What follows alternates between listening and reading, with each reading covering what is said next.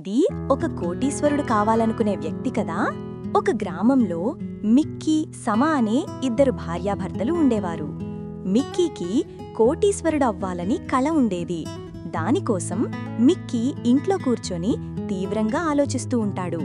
తన భార్య సమా ఎన్నిసార్లు ఉద్యోగం చెయ్యండి అని చెప్పినా మిక్కీ వినిపించుకునేవాడు కాదు. దానికి బదులు నేనెందుకు గాడిదలా కష్టపడాలి అని తన భార్యతో అంటూ ఉండేవాడు ఎప్పుడూ. ఒకరోజు మిక్కీ టీవీ చూస్తుంటే టీవీలో మీలో ఎవరు కోటీశ్వరుడు అనే ఒక యాడ్ని చూస్తాడు. వెంటనే మిక్కీ మైండ్లో ఒక ఆలోచన వస్తుంది. నేను కూడా ఈ ప్రోగ్రాంలో పార్టిసిపేట్ చేస్తే ₹1,00,00,000 వస్తాయి, అప్పుడు నేను కోటీశ్వరుని అవుతాను అని ఆలోచన మిక్కీ మైండ్లో గిర్రుమని తిరుగుతుంది. తనకు తెలిసిన టీవీ ఛానల్లో పనిచేసి ముఖేష్ అనే వ్యక్తి దగ్గరికి వెళ్తాడు మిక్కీ. హాయ్ ముఖేష్ భయ్య, మీతో ఒక చిన్న విషయం మాట్లాడడానికి వచ్చాను భయ్య. ఏం లేదు, మీరు కేసీబీకి తీసుకెళ్తానని చెప్పారు కదా. నీకు ఏమాత్రం డౌట్ వద్దు. నీకోసం రేపే ట్రై చేస్తే ఈ నెలలో నీకు కేసీబీ నుండి కాల్ వస్తుంది. ఈ నెలలోనే నీ నెంబర్ కూడా వస్తుంది. వావ్, అవునా? సిలబస్ ఏంటి? క్వశ్చన్ పేపర్ ఏమైనా ఉంటుందా? కొంచెం హెల్ప్ చేయండి బ్రో. బచ్చన్జీ ఏది అడగాలనుకుంటే అదే అడుగుతారు. మన చేతుల్లో ఏమీ ఉండదు. అయితే గట్టిగా ప్రిపేర్ అవ్వాలి, ఎలాగైనా కోటి గెలవాలి. ఒక్కసారిగా ముఖేష్ అలా అనేసరికి మిక్కీకి ఏం అర్థం కాలేదు. అలా ఆలోచిస్తూ ఇంటికి వచ్చాడు మిక్కీ. ఇంతలో సమ్ ఒక ఆలోచన చెబుతున్నది. మీ బ్రదర్ రుద్ర యూపీఎస్సీకి ప్రిపేర్ అవుతున్నాడు, అతని హెల్ప్ అడగచ్చు కదా అని సలహా ఇస్తుంది సమ్. సమ్ చెప్పిన ప్రకారం విక్కీ రుద్రాని సహాయం చేయమని అడగటానికి వెళతాడు. హాయ్ రుద్ర, నువ్వు యూపీఎస్సీకి రెడీ అవుతున్నావు కదా. నాకు కేబీసీ చాట్ షీట్ తయారు చెయ్యి. నేను కేబీసీకి వెళ్తున్నా. అవునా అన్నా, కంగ్రాచులేషన్. కానీ నేను చిట్ షీట్లు తయారు చేయను కదా. నేను కాలేజ్ టాపర్ని, కష్టపడి చదువుతా.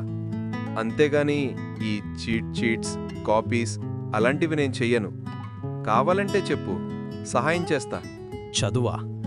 అది మాత్రం నా వల్ల కాదు. నేనెందుకు గాడిదలా చదువుకోవాలి? రుద్ర కూడా నా వల్ల కాదు అనేసరికి ఏం చెయ్యాలి అనే ఆలోచనలో పడతాడు మిక్కీ.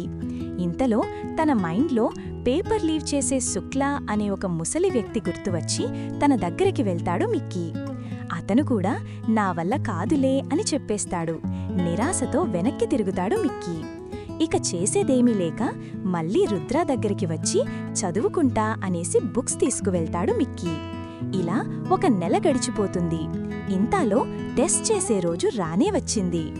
చుట్టాలందరూ ప్రేక్షకుల్లాగా కూర్చుంటారు. మిక్కీ నీ ప్రశ్నలు అడిగేది తన భార్య సమా. చుట్టాలందరూ మీకీ కోటీశ్వరుడు అవుతాడా లేడా అని చూడటానికి వస్తారు. అందరూ ఎంతో ఆతృతగా చూస్తూ ఉంటారు. మిక్కీ వచ్చి తన స్పీచ్ని ఇస్తాడు ఇలా. నమస్కారం బచ్చన్ గారు, నేను మీకు పెద్ద ఫ్యాన్. ఈ నెల నాకు సులభం కాలేదు. నా భార్య సమా, నా అన్న రుద్ర, నా తల్లిదండ్రుల ఆశీర్వాదం వల్లనే ఇంత దూరం వచ్చాను. అలాగే దేవుని ఆశీస్సులతో నేను ఈ షో గెలుస్తాను అని నమ్మకంతో ఉన్నా. మిక్కీ స్పీచ్ అయిపోయిన వెంటనే ప్రశ్నలు అడిగే సమయం వచ్చేసింది. మొదటి ప్రశ్న అడుగుతున్నది. అయితే మొదటి ప్రశ్న, భారతదేశంలో ఎన్ని రాష్ట్రాలు ఉన్నాయి? ఇంత సింపుల్ క్వశ్చనా? మూడు ఏంటి అంటే ఘన, ద్రవ, వాయు అంతే. కనీసం ఆప్షన్స్ కూడా వినకుండా సమాధానం చెప్పేస్తారా? నేనడిగిన క్వశ్చన్ ఏంటి, మీరు చెప్పిన సమాధానమేంటి? ఈ చిన్న ప్రశ్న కూడా మీరు సమాధానం చెప్పలేకపోయారు అంకుల్. చింటూ బాబు, ఇది ట్రయల్ ప్రశ్న, తర్వాత చూడు. మిక్కీ చెప్పిన సమాధానం విని చుట్టాలందరూ షాక్ అవుతారు. ఇంత నిశ్శబ్దమెందుకు? ఏదో ఆలోచిస్తున్నట్టున్నాడు. ఆగు చూద్దాం. మరీ అంతలా ఆలోచించాలా? అతను బచ్చన్లా ఫీల్ అవుతున్నాడేమో. ఇంకా ఎంతసేపని సైలెంట్గా కూర్చుంటారు? జవాబు చెప్పురా. ఏదో ఒక జవాబు చెప్పండి. ప్లీజ్ నన్ను డిస్టర్బ్ చెయ్యకు, కాన్సంట్రేట్ అవుతున్నా. Just second. 3 లైఫ్ లైన్లు వాడేసుకున్నాడు. లైఫ్ లైన్ మొత్తం ఆగిపోయాయి. 4వ ప్రశ్నకు మిక్కీ స్టాచ్యూలాగా కూర్చున్నాడు. ప్రోగ్రాంలో ఇలాగే మాట్లాడతారా అందరూ? కొంచెం నిశ్శబ్దంగా ఉండండి, ఆలోచించుకునే టైం ఇవ్వండి. అంతేకాని మీ ఇష్టమొచ్చినట్టు మాట్లాడితే ఎలా? ప్రోగ్రాంలో ప్లీజ్ కొంచెం సైలెంట్గా ఉండండి అందరూ. ఏ స్మార్ట్ కోటీశ్వరుడురా నువ్వు. ఇంట్లో జరిగిందా? అవమానం సరిపోలేదా? ఇప్పుడు దేశం మొత్తం తెలుసుకోవాలని టాలెంట్ గురించి పరువు మొత్తం తీశావు. కొంచెం నిశ్శబ్దంగా ఉండండి, ఆలోచించుకునే టైం ఇవ్వండి. అంతేకాని మీ ఇష్టం వచ్చినట్టు మాట్లాడితే ఎలా? ఈసారి ఎక్కువగా ఆలోచించకుండా ఎంతో కాన్ఫిడెంట్గా మిక్కీ కాకి అనేది తప్పు సమాధానం చెప్పాడు. రూంలో ఉన్న వాళ్ళందరూ సైలెంట్ అయిపోయారు. కొద్దిసేపటి తర్వాత నవ్వుకున్నారు అందరూ. ముందు పెళ్ళాం చెప్పిన పనులు చేయరా? ఒక్క ప్రశ్న కూడా సరిగ్గా సమాధానం చెప్పట్లేదు. నువ్వు కేసీబీకెళ్ళి ఏం చేద్దామన్రా? చుట్టలు ముందు పరువు మొత్తం తీసేశారు. సరిపోలేదా నీకు? నువ్వేదో బాగా ప్రిపేర్ అయ్యావని నేను అందర్నీ పిలిచాను. నువ్వేమో వాళ్ల ముందు నా పరువు మొత్తం తీశావు. చిచి! వాళ్ళ అమ్మ మాటలు విని షాక్ అవుతాడు. ఏం చేయాలో అర్థం కాక అలా నిల్చినిపోతాడు.